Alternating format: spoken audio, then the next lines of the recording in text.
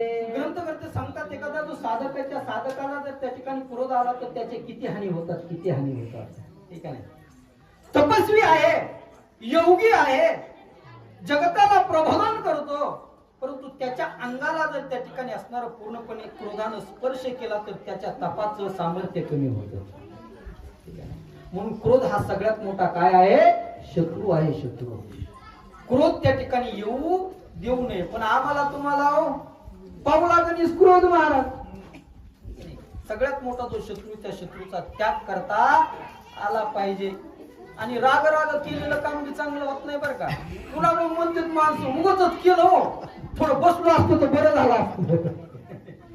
परंतु त्या ठिकाणी असणारा हे सगळ्या घटना घडण्याच्या अगोदर कोण बोलतात, आईसाहेब सीतादेवी म्हणतात की आज्ञा माझ्या प्रभूची की राग येऊ नका.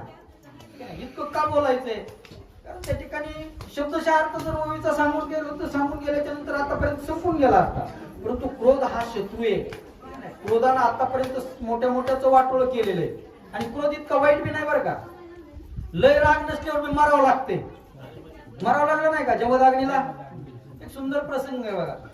क्रोध असणारा आपल्यापासून निघावा म्हणून जमदाग्नीनं क्रोधाचं अनुष्ठान केलं आणि क्रोधाला समोर उभा केलं. क्रोधाचा आणि जमदाग्नीचा संवाद झाला.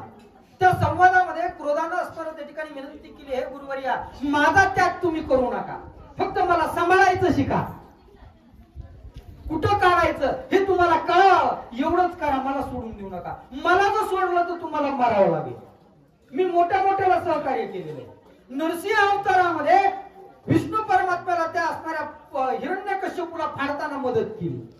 राम अवतारामध्ये रावणाला मारताना मी मदत केली. म्हणून माझा त्याग करू नका, फक्त मला सांभाळायला शिका. म्हणून राग साध्या काय झाला पाहिजे, सांभाळता आला पाहिजे. तसं आईसाहेब सीतादेवी त्या ठिकाणी म्हणतायत की क्रोध चांगला नाही, तो पास्तर वाटलो पूर्ण वायाला जातं, साधना केलेली साधना नष्ट होते. अशा प्रकारचा क्रोध त्या ठिकाणी वाईट आहे. यज्ञ दानवा व्रत दक्षिणा कोपयिताची पै जाणा सर्व क्रिया कर्म व्यर्थ जाणा करील उगणा तपाचा. यज्ञ केला, तपश्चर्या केली, याग केला, तीर्थयात्रा त्या ठिकाणी केली हे का, किंवा एखादं व्रत त्या ठिकाणी आचरण केलं आणि ते आचरण करता करता जर राग आला तर केलेल्या असणाऱ्या पुण्याला आळा बसतो. आळा म्हणजे त्याचं फळ त्या ठिकाणी प्राप्त होत नाही. ठीक आहे. म्हणून त्या ठिकाणी कुठलेही कार्य करत असताना क्रोध विरहित त्या ठिकाणी केलं पाहिजे. अशा प्रकारची त्या ठिकाणी असणारी अवस्था आईसाहेब सीतादेवी